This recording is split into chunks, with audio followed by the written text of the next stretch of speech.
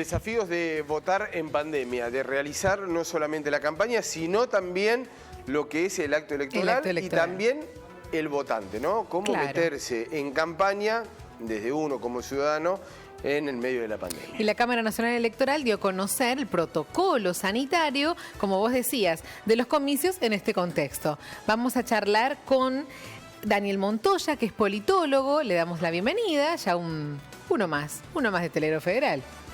¿Cómo te va, Daniel? Muy buenos días. Lo tenemos muteado por allí. Espérate que no te escuchamos. Daniel, a ver, está muteado el micrófono, tenemos un inconveniente. Allí. A ver. Ahí está. Perfecto. Ahí sí. Ahí lo tenemos. Ahí estamos. Ahí, perfecto, Daniel. Decíamos, ¿no? Qué desafío para los políticos, para nosotros también, digamos, como ciudadanos, estas elecciones en pandemia.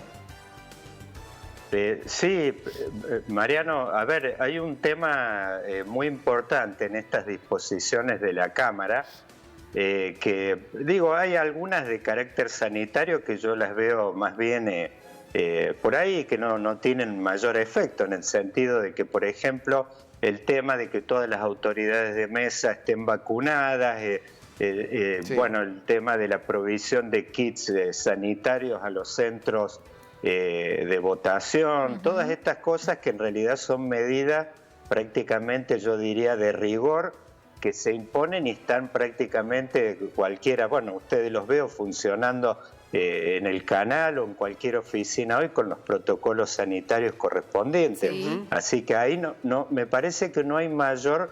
Ahora sí, en esta medida hay un tema en particular que sí es muy importante y que tiene consecuencias profundas, puede tener en el plano electoral. ¿Cuál? Que es esta medida que habla de procurar descomprimir los centros de votación.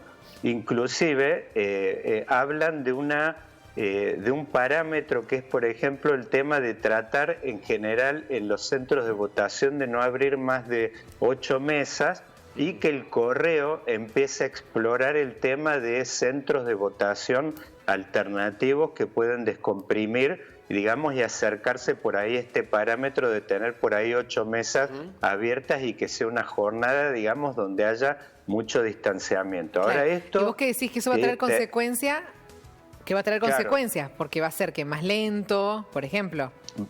No diría tanto el tema de más lento en la medida que en realidad estarían más descomprimidas las escuelas, así que en realidad quizás hasta tendría que fluir más. Lo que pasa que esto tiene consecuencias sobre todo porque hay un segmento del electorado que yo diría que es el segmento de veteranos que le podríamos poner genéricamente, que son los de 60 más arriba, ni hablar de 70 u 80, que por ahí tienen un comportamiento mucho más conservador respecto al tema de la concurrencia, que están acostumbrados, que por ahí repetitivamente han ido a los mismos centros de votación, y si uno les cambia los centros de votación, más allá de que la medida puede estar bien intencionada, yo creo que esto puede tener un efecto importante en el nivel de concurrencia y sobre todo de un segmento que tiene consecuencias importantes, porque sabemos bien de que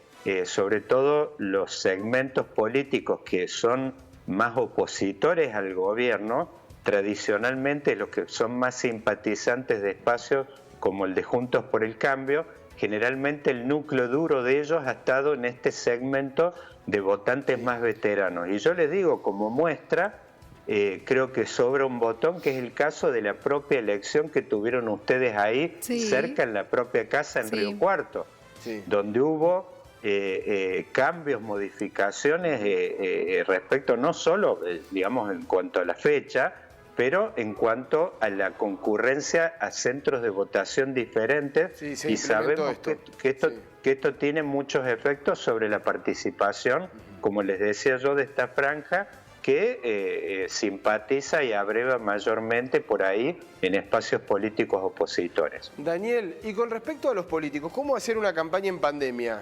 Muy dirigida a la salud, ya sin actos masivos, propios por ahí de las coaliciones más importantes, digamos, también es un desafío para los políticos, ¿no?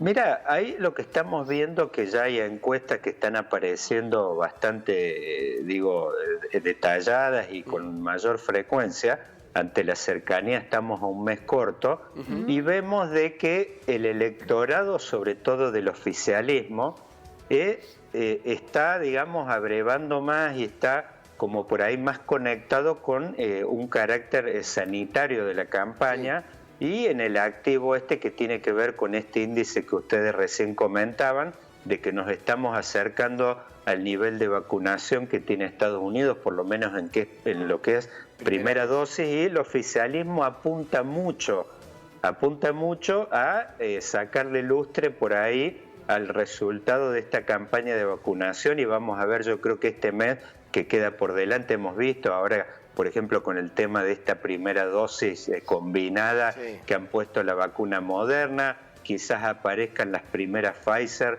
para antes de la fecha de la PASO.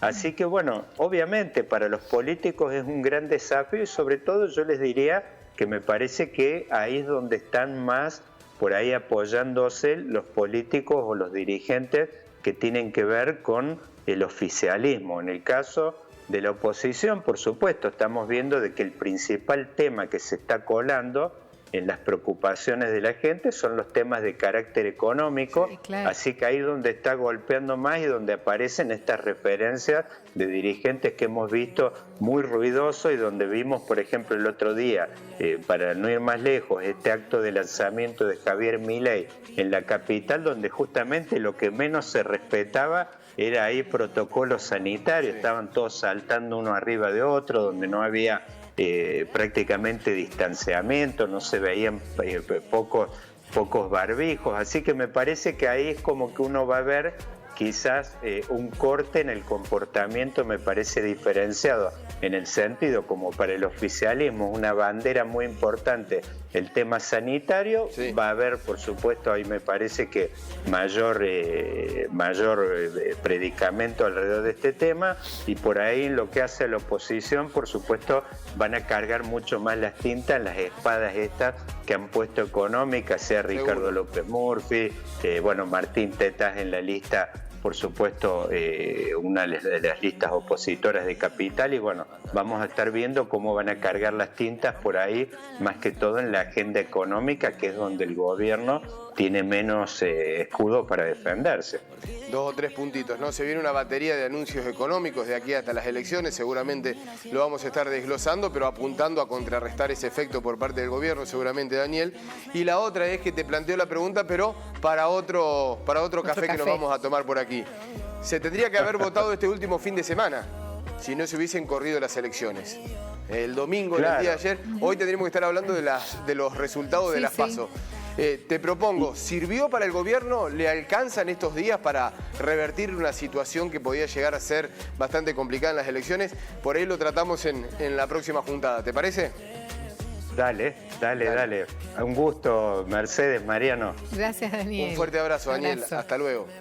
Abrazo.